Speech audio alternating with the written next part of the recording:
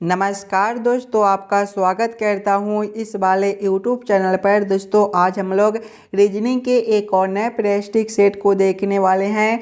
ये रीजनिंग के practice set का पार्ट नंबर 6 होने वाला है। इस वाले पार्ट के अंदर आज हम लोग रीजनिंग के अलग अलग प्रकार के इम्पोर्टेंट प्रश्न को देखेंगे, जो कि आपको आने वाले आगामी सभी परीक्षाओं के लिए काफ़ी महत्वपूर्ण होने वाला है। एसएससी का एग्ज़ाम हो, रेलवे का एग्ज़ाम हो, पुलिस का एग्ज़ाम हो, या फिर आप किसी भी कंपटीशन एग्ज़ाम के लिए तैयारी कर रहे हो, तो वो सारे एग्ज़ाम के लिए ये प्रश्न जो है वो काफ़ी इम्पोर्टेंट होने वाला है। तो सभी प्रश्न को पहले आप लोग ज़रूर खुद से सॉल्व करने की कोशिश कीजिएगा। अभी आपको एग्ज़ाम में कुछ इसी प्रकार के रीजनिंग के प्रश्न पूछे जाते हैं और सभी प्रश्न को हम लोग एकदम शॉर्ट ट्रिक के साथ सॉल्व करेंगे। तो चलिए हम लोग एक नंबर क्वेश्चन की ओर चलते हैं। ये रहा क्वेश्चन नंबर 1। क्वेश्चन नंबर 1 आपको कह रहा है लुप्त संख्या ज्ञात करें। ये जो प्रश्न है मिसिंग नंबर से रिलेटेड प्रश्न है। यहाँ पर आपका एक क्वेश्चन मार्क दिया गया है। इस वाले क्वेश्चन मार्क पर कौन सा संख्या भरा जाएगा ये आप लोगों से पूछ रहा है। जब भी आपको इस प्रकार के मिसिंग नंबर से रिलेटेड प्रश्न देखने को मिले, तो ऐसे प्रश्न में हम लोग संख्या को सामने सामने देखते हैं। यानी कि यहाँ पर 2 से 4 किस प्रकार से लिखा हुआ है, 6 से 180 किस प्रकार से लिखा हुआ है, 7 से 294 किस प्रकार से लिखा हुआ है, उसी प्रकार से हम लोग सोचेंगे 9 से हमारा कौन सा संख्या बनेगा जो इस वाले क्वेश्चन मार्क पर भरे जाएंगे। सबसे पहले हम लोगों को क्या करना है, 2 से 4 लाना है। अगर पहले हम लोग 2 का स्क्वायर करते हैं तो आपका 4 बनता है, वही से हम 6 का स्क्वायर करेंगे तो आपका 36 बनेगा। लेकिन यहाँ पर 180 दिया गया है, यानी कि ये तरीका हमारा गलत हो जाएगा। इस प्रकार से इस वाले प्रश्न को हम लोग सॉल्व नहीं कर सकते हैं। कोई और दूसरे तरीके से हम लोग सोचेंगे 2 से 4 लाने को। अगर हम लोग पहले 2 का स्क्वायर करते हैं फिर गुना करेंगे, 2 माइनस 1 करेंगे तो आपका कितना हो जाएगा, 2 का स्क्वायर 4 होता है। गुना करेंगे 2 माइनस 1 आपका 1 बनता है। 4 गुना 1 जो है वो आपका 4 ही रहेगा। वही सेम आगे करेंगे। आगे संख्या 6 है तो पहले 6 का स्क्वायर करेंगे फिर गुना करेंगे। देखिए संख्या 2 था तो 2 माइनस 1 किए थे, उसी प्रकार से संख्या 6 है तो 6 माइनस 1 करेंगे, 6 का स्क्वायर जो है वो आपका 36 होता है। गुना करेंगे 6 माइनस 1 आपका 5 बनेगा और 36 गुना 5 जो है वो आपका 180 होता है। देखिए 180 आपका यहाँ पर दिया गया है। वही से हम आगे करेंगे। आगे संख्या 7 है तो पहले हम लोग 7 का स्क्वायर करेंगे फिर गुना करेंगे 7 माइनस 1 तो आपका कितना हो जाएगा, 7 का स्क्वायर जो है वो 49 होता है। गुना करेंगे 7 माइनस 1 आपका 6 बनेगा। 49 गुना 6 जो है वो आपका 294 बनता है। देखिएगा 294 आपका यहाँ पर दिया गया है। यानी कि इस वाले प्रश्न को हम लोग इसी प्रकार से सॉल्व कर सकते हैं। तो वही सेम आगे करेंगे। आगे संख्या 9 है तो पहले हम लोग 9 का स्क्वायर करेंगे फिर गुना करेंगे 9 माइनस 1 तो आपका कितना हो जाएगा। देखिए 9 का जो स्क्वायर होता है वो 81 होता है। गुना करेंगे 9 माइनस 1 जो है वो आपका 8 हो जाएगा। और जब हम लोग 81 गुना 8 करेंगे तो देखिएगा यहाँ पर 8 गुना 1 जो है 8 होता है और 8 गुना 8 जो है वो आपका 64 होता है। कौन सा ऑप्शन में 648 दिया गया है, ऑप्शन नंबर बी में आपका 648 दिया गया है, जो कि आपका सही उत्तर बनता है। इस वाले क्वेश्चन मार्क पर आपका 648 भरा जाएगा। चलिए अगले प्रश्न की ओर हम लोग चलेंगे, क्वेश्चन नंबर 2 की ओर। ये रहा क्वेश्चन नंबर 2। क्वेश्चन नंबर 2 आपको कह रहा है दिए गए प्रश्न में संबंधित शब्द को चुनिए। संबंधित शब्द चुनने के लिए बोला जा रहा है जिस प्रकार से गंगा का संबंध सोन के साथ है, उसी प्रकार से आप लोगों से पूछा जा रहा है सिंधु का संबंध कौन सा शब्द के साथ होगा जो इस वाले क्वेश्चन मार्क पर भरे जाएंगे। सबसे पहले आप लोग ये समझने की कोशिश कीजिएगा गंगा से आपका सोन किस प्रकार से लिखा हुआ है? गंगा शब्द से सोन शब्द किस प्रकार से संबंधित है? अगर आप लोग ध्यान से देखिएगा दोस्तों, तो गंगा नदी का जो सहायक नदी है वो सोन नदी है, यानी कि यहाँ पर जो है वो सहायक नदी दिया गया है। उसी प्रकार से सिंधु नदी का सहायक नदी को देखिएगा तो झेलम नदी होता है, यानी कि इस वाले क्वेश्चन मार्क पर जो है वो आपके झेलम भरा जाएगा। झेलम ऑप्शन नंबर बी में दिया गया है, जो कि आपका सही उत्तर बनता है। चलिए अगले प्रश्न की ओर हम लोग चलेंगे, क्वेश्चन नंबर 3 की ओर। ये रहा क्वेश्चन नंबर 3। क्वेश्चन नंबर 3 आपको कार्य है नीचे दिए गए श्रृंखला को पूरा करें। ये जो प्रश्न है ये आपका श्रृंखला सीरीज से रिलेटेड प्रश्न है। एक श्रृंखला सीरीज दिया हुआ है और यहाँ पर बीच में एक क्वेश्चन मार्क है। इस वाले क्वेश्चन मार्क पर आपका कौन सा संख्या भरा जाएगा ये आप लोगों से पूछ रहा है। दोस्तों सबसे पहले आप लोग श्रृंखला सीरीज को ध्यान से देखिएगा। श्रृंखला सीरीज को देखिएगा तो सबसे पहले जो है वो आपका 3 हो जाएगा। 3 के बाद जो है वो आपका 10 दिया गया है। 10 के बाद आपका 29 दिया गया है। 29 के बाद आपका क्वेश्चन मार्क दिया हुआ है और क्वेश्चन मार्क के आगे आपका 127 है। ये सभी संख्या जो है किसी न किसी संख्या के क्यू के करीब में दिया गया है। जैसे कि 3 जो है वो आपका 1 का क्यू प्लस 2 बनता है। 10 जो है ये देखिएगा तो 2 का क्यू प्लस 2 है। 29 जो है ये आपका 3 का क्यू प्लस 2 है। आगे क्वेश्चन मार्क है और क्वेश्चन मार्क के आगे 127 है। ये आपका 5 का क्यू प्लस 2 है। देखिए 1 का क्यू है, 2 का क्यू है, 3 का क्यू है, यानी कि यहाँ पर जो है वो आपका 4 का क्यू हो जाएगा। आगे 5 का क्यू दिया गया है। उसके बाद देखिए प्लस 2 प्लस 2 प्लस 2, यानी कि सभी में प्लस 2 प्लस 2 है, तो यहाँ पर भी हम लोग प्लस 2 करेंगे। आगे भी आपका प्लस 2 दिया गया है। 4 का जो क्यू होता है वो देखिएगा तो आपका 64 होता है और 64 प्लस 2 जो है वो आपका 66 बनता है। 66 ऑप्शन नंबर ए में दिया गया है, जो कि आपका सही उत्तर हो जाएगा। इस वाले क्वेश्चन मार्क पर आपका 66 भरा जाएगा। क्लियर है? चलिए अगले प्रश्न की ओर हम लोग चलेंगे, क्वेश्चन नंबर 4 की ओर। ये रहा क्वेश्चन नंबर 4। क्वेश्चन नंबर 4 आपको कार्य निम्नलिखित 4 चित्रों में एक भिन्न है उसे छांटिए। यहाँ पर 4 चित्र दिया गया है। ये चारों चित्र में सबसे अलग चित्र कौन सा दिया गया है ये आप लोगों से पूछ रहा है। पहले आप लोग ये चारों चित्र को ध्यान से देखिएगा। देखिए चित्र ए को देखिएगा तो इसमें देखिए जो छोटा वाला लाइन है ये आपका इस साइड दिया गया है।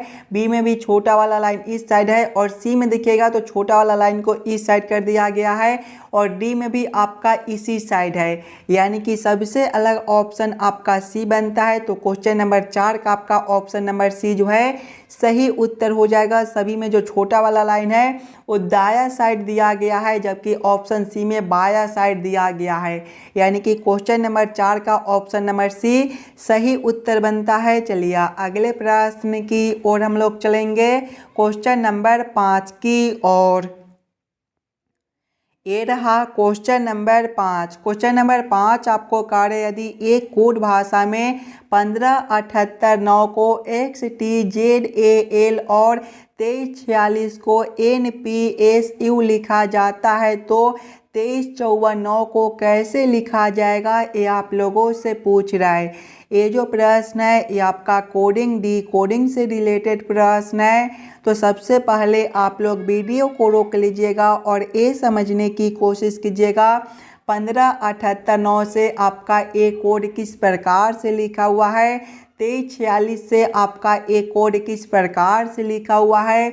उसी प्रकार से आप लोग सोचेगा 23549 से आपका क्या कोड बनेगा। अगर आप लोग ध्यान से देखिएगा दोस्तों, तो जो जो संख्या से मिलकर ये दोनों बना है वही वही संख्या से मिलकर आपका ए भी बनता है, यानी कि ऐसे प्रश्न को हम लोग सीधा उत्तर निकाल सकते हैं। किस प्रकार से? तो देखिए पहले क्या दिया गया है, पहले जो है वो आपका 1 5 7 8 9 दिया गया है।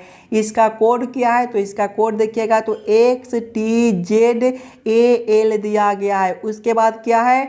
तो उसके बाद जो है वो आपका देखिए 2 3 4 6 है।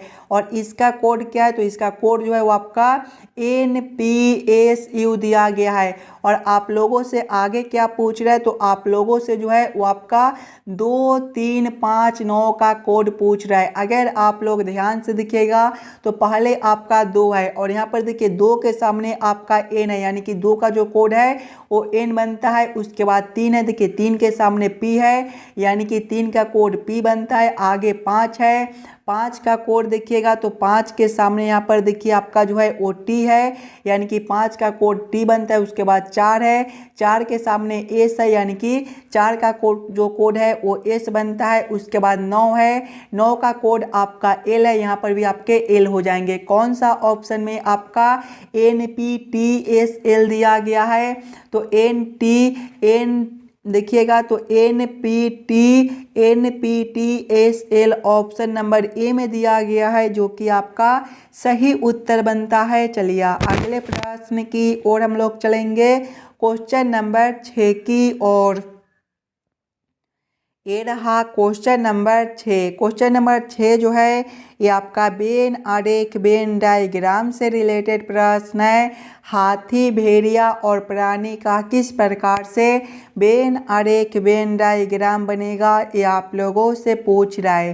पहले आप लोग ये तीनों शब्दों को देखिएगा और समझने की कोशिश कीजिएगा। ये तीनों शब्द में कौन शब्द किसके साथ संबंधित है, किसके अंदर हम लोग किसको रख सकते हैं। अगर आप लोग ध्यान से देखिएगा दोस्तों, तो प्राणी के अंदर आपका भेड़िया और हाथी दोनों हो जाएगा। हाथी और भेड़िया जो है ये दोनों आपका प्राणी होता है, यानी कि पहले प्राणी के अंदर हम लोग भेड़िया और हाथी दोनों को रख देंगे। भेड़िया आपका अलग प्राणी है और भेड़िया आपका अलग प्राणी है और हाथी भी आपका अलग प्राणी है, यानी कि दोनों को अलग अलग कर देंगे। इस प्रकार का वेन आरेख Venn diagram option number C में दिया गया है, जो कि आपका सही उत्तर बनता है। चलिए अगले प्रश्न की ओर चलेंगे, क्वेश्चन नंबर 7 की ओर। ये रहा क्वेश्चन नंबर 7। क्वेश्चन नंबर 7 आपको कह रहा है एक्स जेड का बेटा है, वाई जेड का बेटा नहीं है, के जेड की पत्नी है, एक्स वाई का भाई है, वाई के का क्या है, ये आप लोगों से पूछ रहा है। ये जो प्रश्न है ये आपका ब्लड रिलेशन से रिलेटेड प्रश्न है। और जब भी आपको इस प्रकार के प्रश्न देखने को मिले तो पहले आप लोग प्रश्न को ध्यान से पढ़िएगा और समझने की कोशिश कीजिएगा। देखिए प्रश्न पहले आपको कह रहा है एक्स जेड का बेटा है। एक्स कौन है? तो जेड का बेटा है। बेटा जो होता है एक पीढ़ी नीचे का होता है, यानी कि जेड से नीचे हम लोग किसको रखेंगे? तो एक्स को रखेंगे। क्या रिश्ता है? तो बेटा का रिश्ता है, तो आप लोग यहाँ पर बेटा भी लिख लीजिएगा। आगे प्रश्न को पढ़िएगा। आगे प्रश्न कह रहा है वाई जेड का बेटा नहीं है। वाई जो है वो जेड का बेटा नहीं है, यानी कि बेटा नहीं है। वाई जो है वो जेड का बेटा नहीं है। आगे प्रश्न को पढ़िएगा। के जेड की पत्नी है। पत्नी भी एक ही पीढ़ी का होती है, यानी कि जेड के सामने हम लोग के को रखेंगे। क्या रिश्ता है? पत्नी का है, तो आप लोग यहाँ पर पत्नी भी लिख लीजिएगा। आगे प्रश्न को पढ़िएगा। आगे प्रश्न आपको कह रहा है एक्स वाई का भाई है। भाई एक ही पीढ़ी का होता है दोस्तों, यानी कि एक्स के सामने हम लोग वाई को रखेंगे। क्या रिश्ता है? भाई का है, तो आप लोग यहाँ पर भाई भी लिख लीजिएगा। आगे प्रश्न को पढ़िएगा।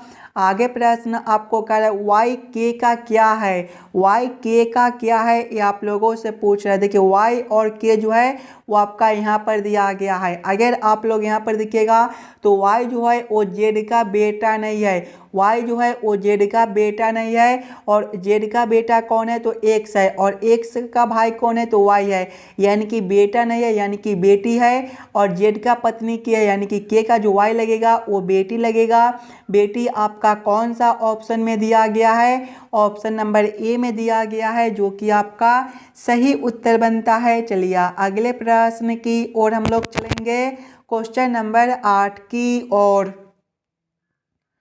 ये रहा क्वेश्चन नंबर 8। क्वेश्चन नंबर 8 आपको कह रहा है प्रश्न चिन्ह के स्थान पर कौन सी आकृति आएगी। यहाँ पर एक प्रश्न आकृति दिया गया है और यहाँ पर एक क्वेश्चन मार्क है। इस वाले क्वेश्चन मार्क पर कौन सा आकृति भरा जाएगा ये आप लोगों से पूछ रहा है दोस्तों। सबसे पहले आप लोग वीडियो को रोक लीजिएगा और ये समझने की कोशिश कीजिएगा ये तीनों आकृति आपका आपस में किस प्रकार से संबंधित है। इसी प्रकार के संबंधित अगला आकृति आपका कौन सा बनेगा जो इस वाले क्वेश्चन मार्क पर भरे जाएंगे। एकदम आसान सा प्रश्न है। अगर सबसे पहले जब हम लोग इस वाले आकृति को 90 डिग्री घुमाते हैं तो आपका इस प्रकार का आकृति बनता है। उसी प्रकार से जब हम लोग इस वाले आकृति को 90 डिग्री घुमाते हैं तो आपका इस प्रकार का आकृति बनता है। उसी प्रकार से दोस्तों जब हम लोग इस वाले आकृति को 90 डिग्री घुमाएंगे तो ये जो है ये आपका इस प्रकार का आकृति बनेगा। इस प्रकार का उत्तर आकृति ऑप्शन नंबर बी में दिया गया है जो कि आपका सही उत्तर बनता है। इस वाले क्वेश्चन मार्क पर इस प्रकार के आकृति भरे जाएंगे। क्लियर है। सभी प्रश्न इम्पोर्टेंट प्रश्न है तो सभी प्रश्न को पहले आप लोग खुद से ज़रूर सॉल्व करने की कोशिश कीजिएगा और आप लोग ज़रूर कमेंट करके बताइएगा कितने प्रश्न को आप लोग खुद से सॉल्व किए हो। अगर आपको किसी भी प्रश्न में कहीं पर भी कोई दिक्कत हो तो हमें ये भी कमेंट कर दीजिएगा। चलिए अगले प्रश्न की ओर हम लोग चलेंगे क्वेश्चन नंबर 9 की ओर। ये रहा क्वेश्चन नंबर 9। क्वेश्चन नंबर 9 आपको कह रहा है नीचे दिए गए प्रश्न में संबंधित संख्या को चुनिए। इस बार आपको संबंधित संख्या चुनने के लिए बोला जा रहा है। जिस प्रकार से 35 का संबंध 7 के साथ है उसी प्रकार से आप लोगों से पूछा जा रहा है 125 का संबंध कौन सा संख्या के साथ होगा जो इस वाले क्वेश्चन मार्क पर भरे जाएंगे। सबसे पहले हम लोगों को क्या करना है दोस्तों कि 35 से 7 लाना है। अगर हम लोग पहले 35 में 5 से भाग कर देते हैं तो आपका 7 बनता है।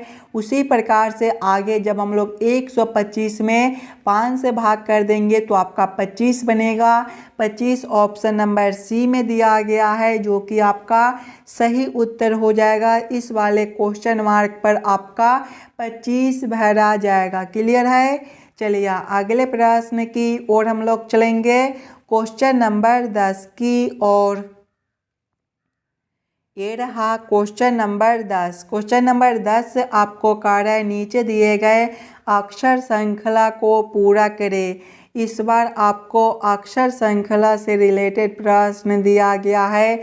एक अक्षर श्रृंखला दिया गया है और यहाँ पर एक क्वेश्चन मार्क है। इस वाले क्वेश्चन मार्क पर आपका कौन सा अक्षर भरा जाएगा ये आप लोगों से पूछ रहा है। सबसे पहले आप लोग इस वाले अक्षर श्रृंखला को ध्यान से देखिएगा। अगर आप लोग ध्यान से देखिएगा सिंगल अक्षर को तो देखिए पहले जो है वो आपका सी से एफ दिया गया है। यहाँ पर देखिएगा तो आपका जो है वो +3 कर दिया गया है। एफ से आपका आई है, आगे भी +3 है, आई के आगे एल है, +3 है दोस्तों। यानी कि आगे भी हम लोग +3 करेंगे तो एल +3 आपका ओ बनता है। दूसरे वाले अक्षर से देखिएगा तो y से आपका t है -5 है, t से आपका o है -5 है, o से आपका j है -5 है। यानी कि आगे भी हम लोग -5 करेंगे तो j -5 जो है वो आपका e होता है। तीसरे वाले अक्षर से देखिएगा तो d से आपका h है, यहाँ पर +4 कर दिया गया है। h से आगे l है, फिर से +4 है, l के आगे p है, +4 है।